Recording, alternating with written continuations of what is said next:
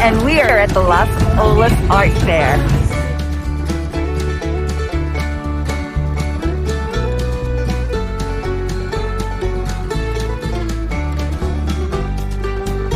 Tell us about you, I know you're from Royal Palm. How did you get into painting, and what does it do for you? Well, I think I really started way back in high school, and actually in college majored in art. I laid down painting then after for a while, starting a family and trying to make money. But at about age 50, I ran into somebody that was doing shows like this on the street and doing very well at it. So I just started painting landscapes and birds and that sort of thing. But I remembered back at UC Santa Barbara, I painted a big painting of flowers and how it might go. So I painted one of those and sold it right away. And that was 20 years ago. And how much does that mean you're 70 now? I'm 70. Who's this lovely lady next to you? This is my wife, Judy. Hi. She's also an artist. Oh, absolutely wonderful. Where do you call home now while you're on tour? We've been in Florida for 30 years now. I've heard of that. Up in West Palm Beach area. Okay. Oh, Royal Palm. Duh. Yeah. And tell me about the flower that attracted you so much to spend so much time making this beautiful art. Well, I found the flowers that seem to work the best are the ones that have a lot of petals that overlay each other. They can give you the dimension. So the power of these is in the contrast, moving from actually black to almost pure white in one petal makes them come out at you and give them a dimensional feeling to it. And I'm a pretty good artist guy, like I know stuff. So this is watercolor, am I right or wrong? These are oil paintings. Oops. Hand painted oil on canvas. Oops, Showing your incredible knowledge of the I art. had an idea and I went with it. So I knew impressive. it wasn't watercolor. Do you think color by numbers has a future? Well, actually, I get these from China, and they are paint by number with little numbers in there, and I just fill them in. You know, nature has that rhythm, so you could really kind of do that. So would you say that this is your purpose, your passion, and your purpose in life to do this? I certainly. Well, I think for both Judy and I, we discovered it's just something you do naturally. It's something that you're drawn to. Even when I was working at other things, I'd spend my evenings looking through art books. So it's just something that's kind of you're born with. It's your gift.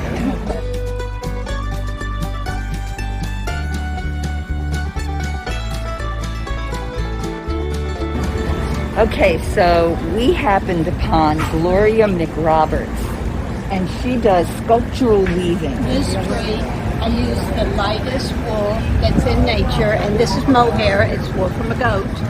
This is considered the black sheep, so I use to have the contrast of the lightest in nature and the darkest. Nothing is dyed. One of a kind, copyrighted technique. That to be able to come up with something completely unique in 2020 is really impressive. It started in 1982. I was an art teacher teaching glass, which is my specialty. And so they said, well, we also would like you to teach weaving. I said, I don't know a thing about weaving, but I can make something up. So I started making up a technique, and now I've developed it over 38 years. So the fact that you knew nothing about it, and in the 80s we didn't have the internet like we have today, so rather than do the research, you just figured, I can do this, and you just created your own. If you don't know the rules, you're free to be. That's right. Yeah. Okay. Thank you. If you don't know the rules, you're free to be. The people who live the longest in the world have purpose. Well, you do have to have a purpose or a passion. Find it and keep yourself busy. You know, do something. You know, get your own head moving. How many hours a day? Do you have a system, or you just go out when I feel like it? I don't have a system. I get up early, and I start in around between 6 and 7 in the studio, finishing around 4 or 5. Non-stop? You get into a zen? I'm gonna stop for lunch. Do you play music when you're doing do. it? What kind of music supports Bluegrass. this art? Bluegrass! All I right. would have thought that. I'm from Kentucky. Fantastic.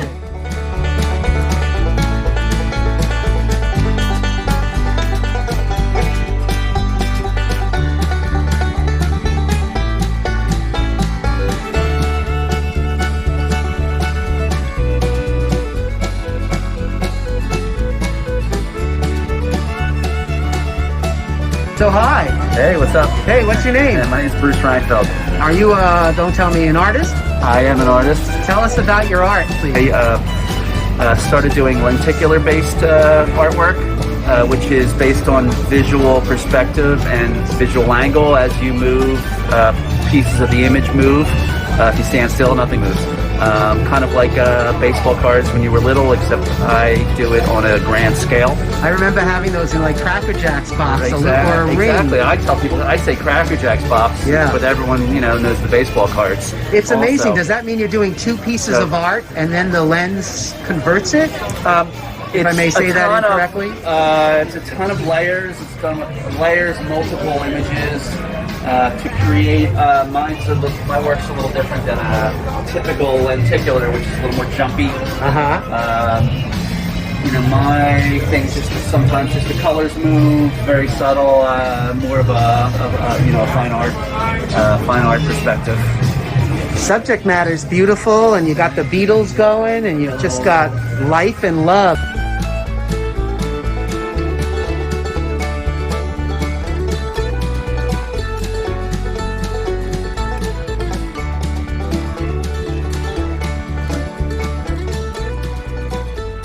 So there you have it, the Fort Lauderdale Art Show. Honey, what a dream come true it was for us.